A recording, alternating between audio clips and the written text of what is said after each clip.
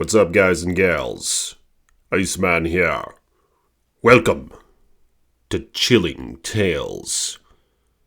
Appreciate y'all for liking this video. Subscribe to the page and pull that bell so you're notified next time I post a video. And blessings to my patrons. Links in the description below. So Richard was an eccentric man. And what a shame it is what happened to him that dreary August evening. So the year was 2012. He was from California. A very unique individual, tall, slender, athletic, but all the while a bit mysterious. He didn't have any children. He was never married, but he was into the arts to an extent and into photography. From what I've witnessed and observed from his attack and the attack site and the details surrounding the attack, the bear wrapped its massive jaws around his face. This was a grizzly. This is no black bear. I know I've done some videos on black bears as of recently, but no, this is a grizzly. A massive skull, probably about this wide. And Richard had sort of a narrow face. And it wrapped its fangs around his face, kind of like this, and had him on the ground and began digging into his body. Its nasty, yellow, bacteria-ridden claws just tearing through his flesh. So, Denali National Park.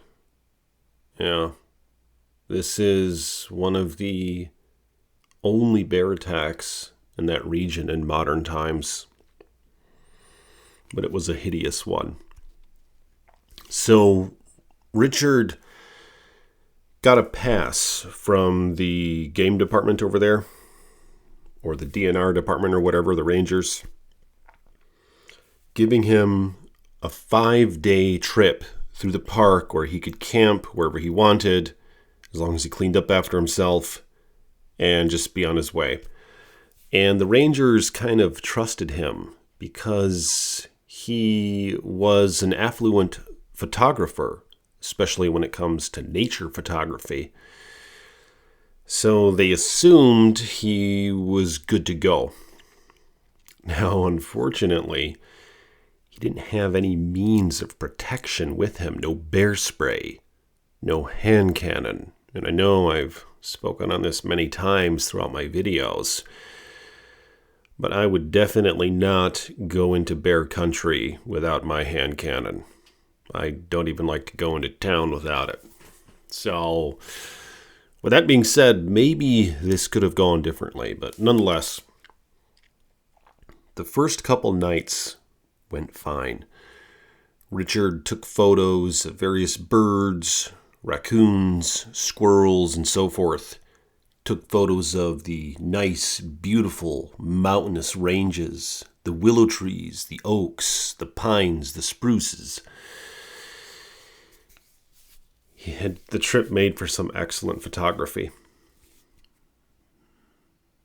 But that's when he saw this large brown creature in the distance. It was over by the river, just kind of grazing over in the basin. And he could see the hump of its back just to him. So the bear was facing away, and Richard found himself initially about 50 yards away. So there he was, started taking photos of this bear. And he had a nice, I think it was a Canon D70 or something like that, with a nice long telephoto lens. But unfortunately, he wanted to get closer and closer. The brush was kind of in the way, and he wanted to sort of edge around and maybe get some other shots with the bear almost facing him so he could get some nice shots of its face. So he crept up, took another couple shots. Click, click. All the while, the bear did not notice him, which might have been part of what sprung on this attack. So, according to the camera, Richard took like 100 or 150 shots, and he just kept edging around closer and closer to the bear. But it wasn't until the last few photos where the bear seemed to notice him. So Richard basically snuck up on this massive grizzly Bruin, and that's probably something you don't want to do.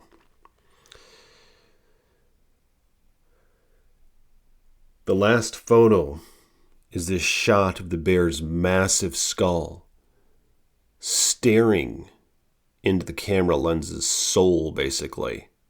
If you were to look at the photo, it looks like it's just like with no emotion, just staring at you. There's a sort of look that these animals give. It's almost soulless. And grizzlies seem to possess this look of death more than any other animal that I've ever observed. It's like they know that they're more powerful than man. It's like they know they could easily overcome man in any situation. So when they look at you, it's like you're not a threat at all. And that's sort of how it was looking at the camera. So later that day, there was a group of two men who were walking along the same trail that Richard was going down. And they noticed a lot of scuffles in the dirt. It was like a rototiller went through the land. And not far off, they could see something churned up in the dirt. A sort of cache, if you will. And there was, of course, streaks and stains of blood along the path. So understandably so, these men were concerned. So they made it back to the ranger's office and they notified authorities of the scene. They highly suspected what it was. It definitely seemed like it was a bear attack. So right away they sent out a rescue copter to attempt to go and find the body. So they went around looking for Richard, and they saw the area in which the men described. And the helicopter lands in the region, and the bear was hurtled over the cache of the body. And when it saw the helicopter land, I don't know how far away it was. I think it was it was probably dozens of yards away. The bear sort of hunched over the body looking at the helicopter. But once it landed, the bear scrambled out into the distance, dismissing its kill momentarily, which takes a lot for a grizzly to do. So the men get out of the helicopter and they start scouring the area, just looking for more evidence, this and that, more signs of the attack. And they head toward where the bear was, because it was evident that there was something important there. But while they were making their way toward the corpse, the bear charged after them, and it bluff charged them once or twice. So these men, they ran back to the helicopter, and it was getting dark, so they decided to go back and come back the next day when it was light again. So the next day, they landed in the same area,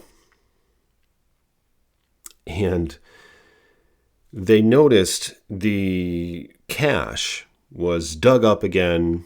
There were body parts surrounding it, ripped up clothing, blood and all that. And the bear shit and pissed all over the area. It was just a hideous scene. And so they knew what they were in for this time. So they land the helicopter and they see the bear lurking not far from the site, as if it were waiting for somebody. And the men get out of the helicopter and shoot the damn thing to death. I believe it was about 550 to 650 pounds. And they ended up checking out the body. They identified it as Richard, the parts that the bear didn't like. They dug him up, put him in, the pieces that were left in bags, and took them back. And the bear was brought in for an autopsy and found much of Richard inside of it. And that's that. But yeah, what a hideous attack. And it's interesting because it seems like this one could have easily been avoided.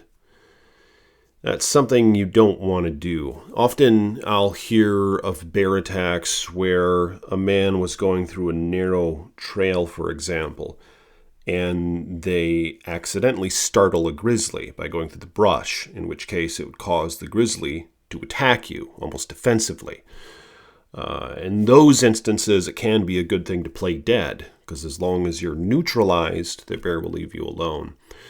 But this was a rather unusual attack, where the guy actually pursues the bear, and not in a hunting sense, but in a photography sense. I think he was looking to either have the photos to his personal collection or even make some money off of them. I'm not sure.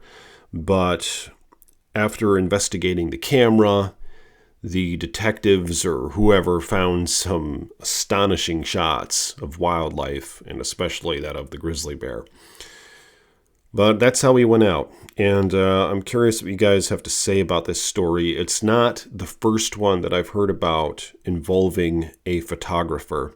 So it just worries me a little bit and concerns me that people are getting too damn close to these things, especially if they're not even carrying bear spray. But I mean, they need to be respected. You know what I mean?